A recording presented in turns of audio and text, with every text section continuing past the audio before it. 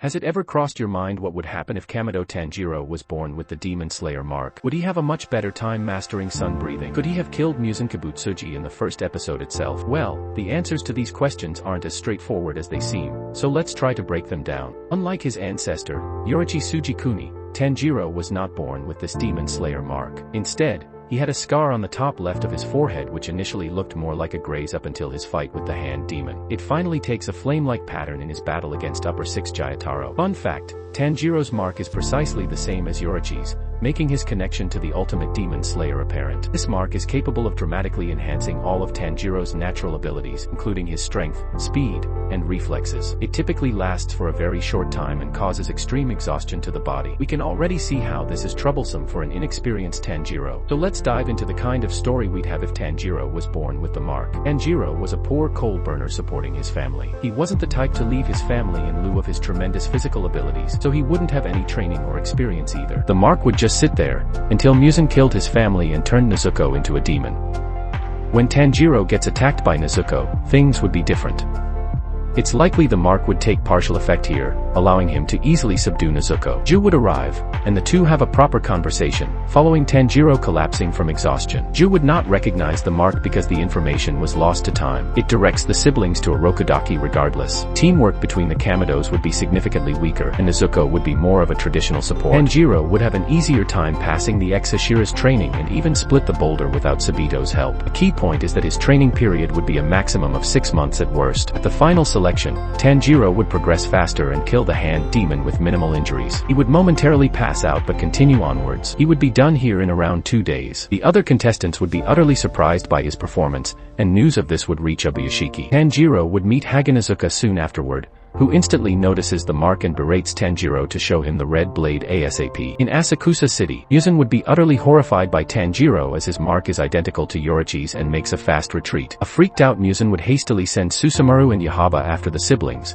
whom Tanjiro easily defeats with minimal help from Tamayo. Tamayo would recognize the mark as well and send confirmation to Obuyashiki. Because of the news, the crow would instruct Tanjiro to head to Mount Nadagumo, where Obuyashiki would purposely send Hashira to retrieve the siblings. Tanjiro would meet Zenitsu and Inosuke along the way. Their relationships wouldn't be as strong. They would collectively fight the spider demon family, with Tanjiro making quicker work of his opponents. He would also save a lot of the demon slayers there. He would momentarily struggle in his fight against Rue, but after recalling the Hinokami Kagura, he would unlock the bright red Kagura. He would unlock the bright red Nichiren sword for the first time and successfully. Recalling the Hinokami Kagura, take the Kamado siblings to Obuyashiki, where the Shira meeting goes much smoother. Obuyashiki would explain the siblings' importance and tell Tanjiro about his mark being special, nothing more. He would deem it improper to drop all the details on a child, because Tanjiro is still a boy lacking in experience. Instead, he would have him accompany Hashira on all missions. The rehabilitation at the Butterfly Mansion would progress faster. 2.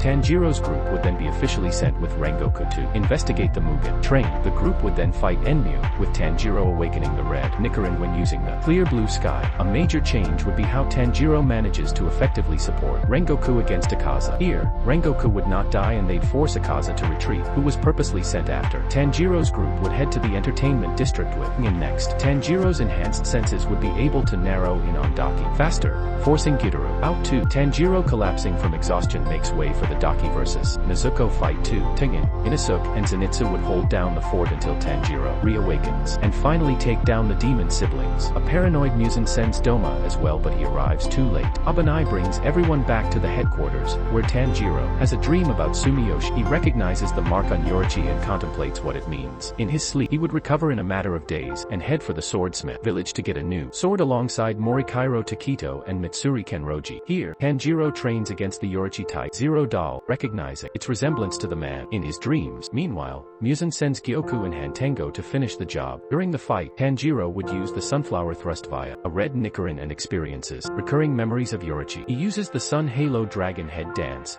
clear blue sky and flame dance against his foes, but as the exhaustion sets in, Nezuko is forced to step into the sun. Seeing her, Tanjiro breaks through the exhaustion and finishes fight and collapses, seeing Nezuko conquering the sun. During the Hashira training arc, Tanjiro fully awakens his demon slayer mark and even passes Sanemi. In the Infinity Castle arc, Tanjiro plunges into the Infinity Castle with the #IRAs. To defeat Muzan, they manage to immobilize Muzan and this fight goes much smoother. But Tanjiro is still too far off from Yoruichi's abilities. Tanjiro and Ju soon find themselves battling Akaza. Tanjiro uses sun breathing quite exceptionally here, but the fight still drags on with Ju performing more as a support. He takes his opponent on alone when Tanjiro collapses and awakens his Demon Slayer mark in the process. After Tanjiro awakens, he uses the settling sun transformation technique to end Akaza. The Demon Slayers resume their fight against Muzan. Tanjiro gets affected by Muzan's poison and slowly starts to die, and his exhaustion from overusing the mark starts to kick in. Thanks to Yashiro's medicine, he stands again and finally transcends the Hinokami Kagura into sun breathing. This fight goes much smoother as he successfully connects all blows of the form onto Muzan. With everyone else's help, Tanjiro pushes Muzan back in a mostly one-man show. After defeating Muzan, Tanjiro undergoes demonification, but thanks to Kaneo's efforts and Yoruichi appearing to Tanjiro one final time in his mind thanking him and bidding him farewell,